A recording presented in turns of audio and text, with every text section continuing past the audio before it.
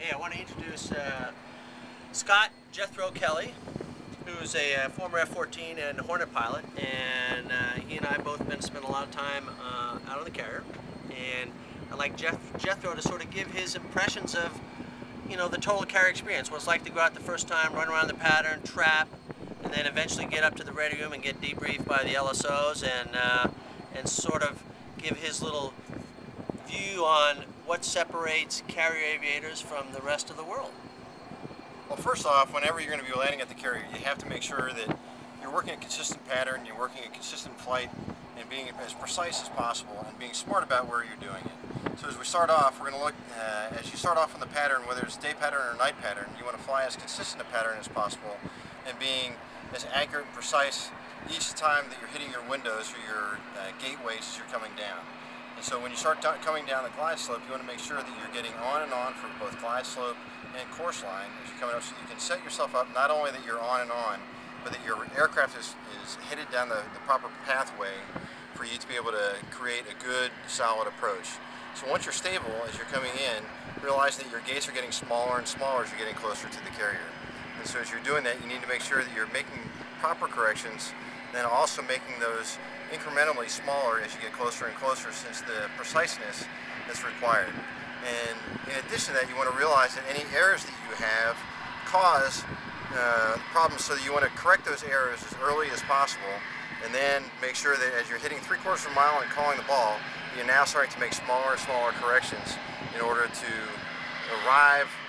on, and then be able to fly a nice smooth approach. In order to fly a nice smooth approach, we're looking at making sure that we're staying on course line, that we're not going low, and making sure that we're keeping track of that, and that we're constantly correcting to stay on course line, in particular as the carrier is moving along on its path in the water.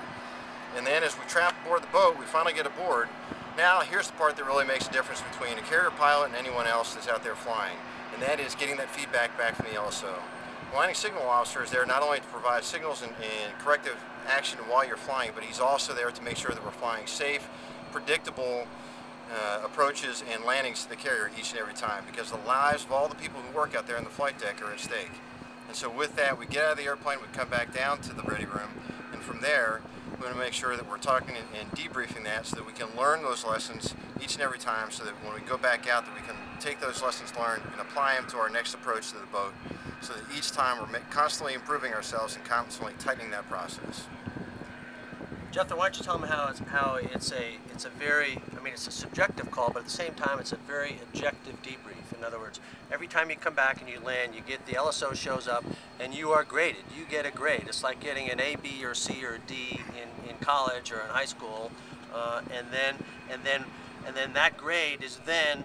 put up on the greenie board in the ready room. Why don't you give your perceptions of that? Okay, well, first off, you have to understand the LSOs are using their experience to determine whether you're high or low,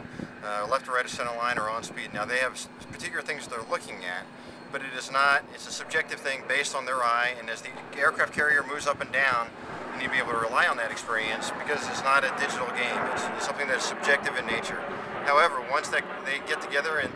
make sure that they agree on that, then once that grade is agreed upon, that then becomes an objective grade that you get. Like Snort said, you get either an okay, a fair, a no grade, or a cut pass, or you get waived off for safety reasons, or a bolter. But in addition to that, though, is that you come back and you then get that debrief,